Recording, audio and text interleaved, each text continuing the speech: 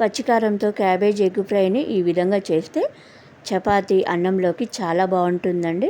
ఇంట్లో అందరికీ బాగా నచ్చుతుందండి. మరి తయారీ విధానం ఏంటో చూద్దాము. హాయ్ అండి, అందరు ఎలా ఉన్నారు?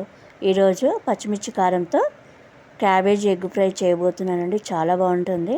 చపాతీ అన్నం దేనికైనా బాగుంటుంది. నేను ఇక్కడ ఒక మీడియం సైజు క్యాబేజీని తీసుకున్నాను. దీంతోపాటు 3 కోడిగుడ్లను, ఒక మీడియం సైజు ఉల్లిపాయ, ఒక చిన్న సైజు వెల్లుల్లి, కారం ఎంత తింటారో అన్ని పచ్చిమిరపకాయలు తీసుకోవాలండి. క్యాబేజ్ ఎగ్ ఫ్రై అనేది తక్కువ సమయంలో సులభంగా చేసుకోగలిగే ఆరోగ్యకరమైన రుచికరమైన వంటకం అండి. ఈ క్యాబేజీని సన్నగా తరగాలి. ఈ వీడియోలో చూపించిన విధంగా కట్ చేసి పెట్టుకోవాలంటే మంచిగా ఫ్రై అవుతుంది. ముందుగా పచ్చికారాన్ని ప్రిపేర్ చేద్దామండి. ఒక మిక్సీ గిన్నెలోకి పచ్చిమిరపకాయలు, జీలకర్ర, ధనియాలు, ఇలాచీ, లవంగము, దాల్చిన చెక్క, వెల్లుల్లిపాయ, తగినంత ఉప్పు వేసి వీడియోలో చూపించిన విధంగా మెత్తగా గ్రైండ్ చేసి పక్కన పెట్టుకోవాలండి ఈ పేస్ట్ను. ఇప్పుడు తయారీ విధానం చూద్దాము. ముందుగా స్టవ్ వెలిగించి కళాయి పెట్టుకున్నానండి. ఇప్పుడు ఇందులో ఫ్రైకి సరిపడినంత నూనెను వేయాలి. ఈ నూనె కాగిన తర్వాత ఎండుమిరపకాయలు, పచ్చిశనగపప్పు, ఆవాలు, జీలకర్ర వేశాక మొత్తం ఒకసారి కలుపుకొని 1 నిమిషం పాటు వేగనివ్వాలి. ఇలా వేగిన తర్వాత సన్నగా తరిగిన ఉల్లిపాయ ముక్కలు వేసి మంచి రంగు వచ్చే వరకు వేగనివ్వాలండి. ఇలా వేగిన తర్వాత చిటికెడు పసుపు వేసి మరొక నిమిషం పాటు ఫ్రై చేయాలి. ఇలా ఫ్రై అయిన తర్వాత అల్లం వెల్లుల్లిపాయ పేస్ట్ని కూడా వేసి పచ్చివాసన అంతా పొయ్యేంత వరకు వేగనివ్వాలండి. ఇలా వేగిన తర్వాత సన్నగా తరిగిన క్యాబేజీని, దీనితో పాటు రుచికి సరిపడినంత ఉప్పు, 1 గుప్పెడు పుదీనాని వేయాలి. ఇవన్నీ వేశాక మొత్తం కలిసే విధంగా కలుపుకొని సాఫ్ట్గా అయ్యే వరకు ఫ్రై చేయాలండి.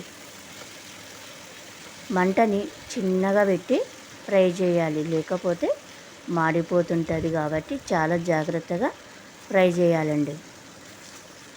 ఇప్పుడు మూత పెట్టి మగ్గించుకుందాము. మధ్య మధ్యలో కలుపుతూ ఉండాలండి క్యాబేజీని, లేకపోతే అడుగంటుతుంది. ఇంకా 2 నిమిషాలు పడుతుందండి మగ్గడానికి. మూత పెట్టి మగ్గించుకుందాము. క్యాబేజీ మొత్తం మగ్గిపోయిందండి.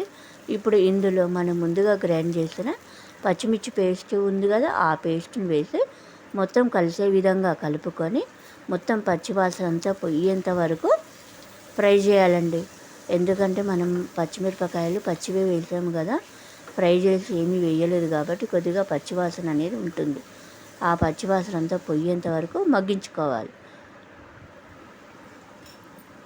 ఇలా వేగిన తర్వాత ఇందులో కోడిగుడ్లను కొట్టివేయాలండి. నేను ఇక్కడ 3 కోడిగుడ్లను తీసుకున్నాను. మీకు ఎక్కువ కావాలనుకుంటే ఎక్కువ వేయండి.